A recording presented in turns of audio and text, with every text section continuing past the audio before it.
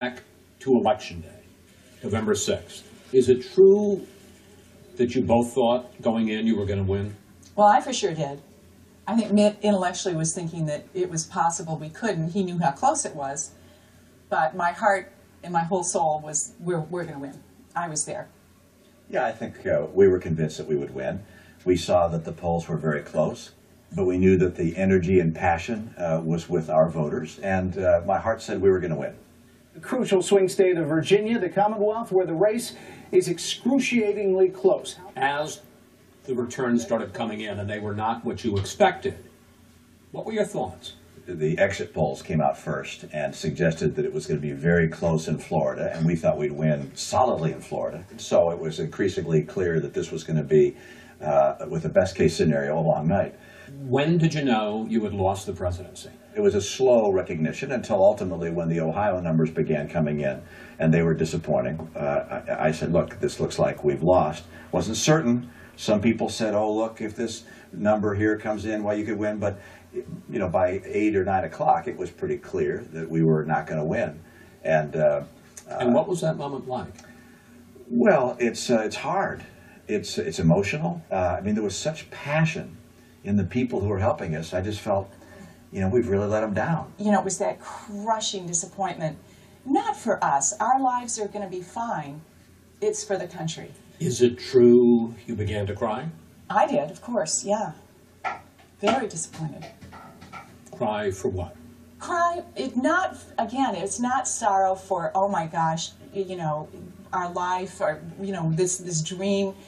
The dream was to make a difference. The dream was to serve. Then you called the president, and you came downstairs and you delivered your formal concession. I so wish that I had been able to fulfill your hopes to lead the country in a different direction, but the nation chose another leader, and so Ann and I join with you to earnestly pray for him and for this great nation. It was all the people who would help that counted on us that came to my mind. As I got up to speak and I look around that room and I saw the people who were there, and I believed I could have made a difference for the people of this country. And you think, gosh, I just haven't been able to get the job done. And it was very hard. In a flash, it was all gone. Secret Service, the crowds, the intensity, the minute-by-minute schedule, and suddenly nothing. How tough is that? It's an adjustment. You know, it's interesting. In our church, we're used to serving. And, you know, you can be in a very high position, but you recognize you're serving, and then all of a sudden you're released and you're nobody. And we're used to that. It's like we came and stepped forward to serve. But the good news is, fortunately, we like each other. And we like being with each other. That's our life. I mean, our life is the life we have with each other, and with 5 sons, 5 daughters-in-law, and 20 grandchildren. But that's our life. That's who we are. But isn't it tough when suddenly the Secret Service... Well, it's different, but it's like, you know, riding on a roller coaster. We were on a roller coaster, exciting and thrilling, ups and downs, but the ride ends, and then you get off. And it's not like, oh, can't we be on a roller coaster the rest of our life? It's like, no, that ride's over. So let me ask you about the months from November till now. Were there tears? Oh, for me, yeah. I cried. When you pour that much of your life and energy and passion into something, and you're disappointed by the outcome, it's sad. It's very hard. Governor, second-guessing, anger, depression? No, you look back at the campaign and say, okay, what did the president do well? And you acknowledge that his campaign did a number of things very effectively. Of course, you rehearse all the mistakes that you made, and I went through a number of my mistakes, I'm sure, and then you think about the things that were out of our control, but you move on. I mean, I don't spend my life looking back. It's like, okay, what are we going to do next? Governor, we began to see random pictures of you, pumping your own gas with your hair messed up, hugging Ann in the kitchen, hanging out with the kids at Disneyland. Did you have a plan, or were you just trying to get through the day? No, we're just living our life. Obviously, people would see us in various places, either walking along the beach or, in this case, getting gas for the car, and they'd take out their cell phones and take a picture. None of those were done by professional photographers, or I might have, you know, combed my hair, seen them coming. But no, we're just living our life. Mrs. Romney, as we sit here right now, have you gotten over the defeat? or is that going to take more time? I think it takes time. I think I'm mostly, you know, the great Princess Bride line, mostly dead. I'm mostly over it. But not completely. You have moments where you go back and feel the sorrow of the loss. And so, yeah, I think we're not mostly dead yet.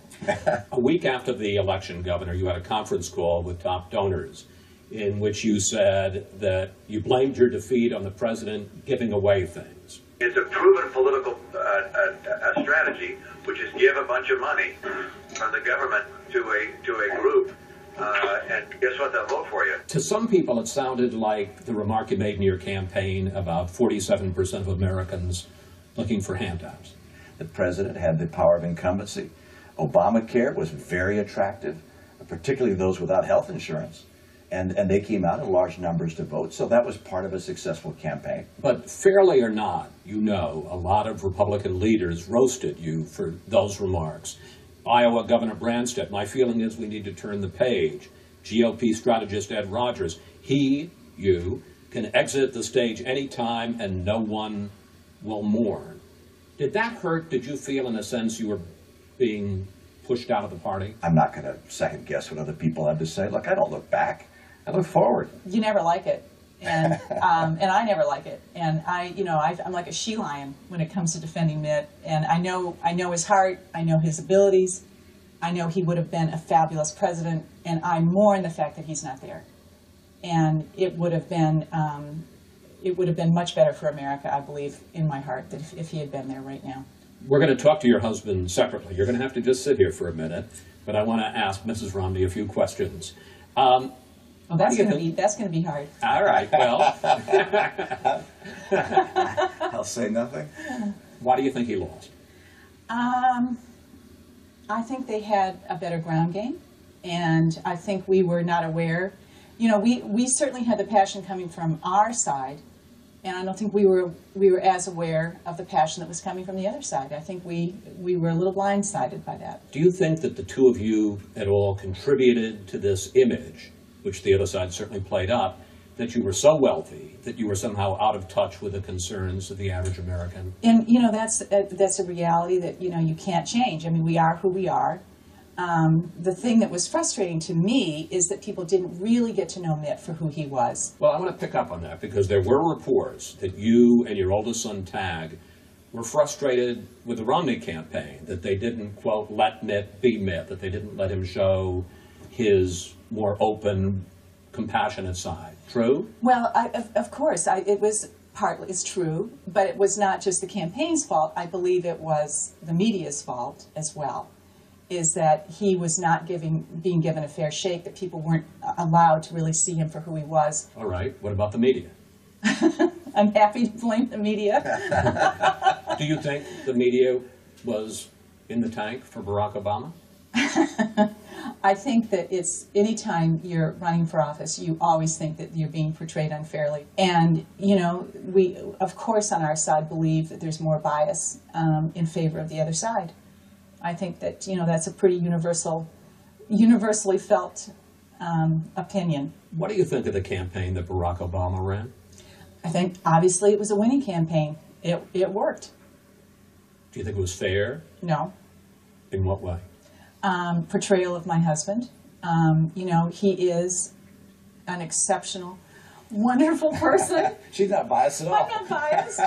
And, and he really is a selfless person that really, truly cared about the American people. He truly cares about making a difference and about helping others. And for him to be portrayed in a very negative light, in another way, was very hard. He has enormous skill sets in dealing with difficult issues, and I totally believe at this moment, if Mitt were there in the office, that we would not be facing sequestration right now.